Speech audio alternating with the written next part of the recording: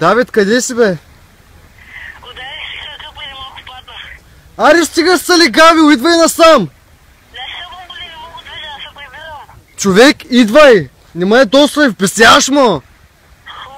Ей, луд, идвай! Идвам. Айде!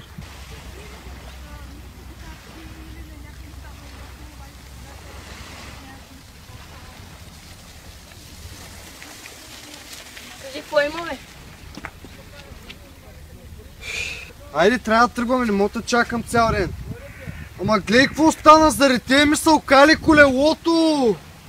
Не съм аз виновен, че ходиш там. Ама аз да чакам от 2 часа, човек! Аз спрях за 2 минути. Как за 2 минути? Гледай какво стана, Аз какво бях стана точно колелото там. на Леш! Леш си ти! Виж и опувките ми, човек! И опувките ми окали! О, Давид, ще опия! Дай ми някакъв камък! О, Давид, ще опия! Ще виж баща си. Давид, изчезвай! Няма. Сега ти е да те ят.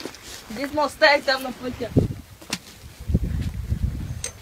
Хора, това беше нашия малък скетч, защото от почти месец може би не сме качвали нищо и така, не че беше кой знае колко интересно, обаче Измислихме го на момента. да, на момента и така за вас... Реален случай. Да, очаквайте някакви сценари в скоро време. Очаквайте неочакваното. Очаквайте неочакваното, чухте Наско и така, били са пазил, ще се видим когато сме. Ба!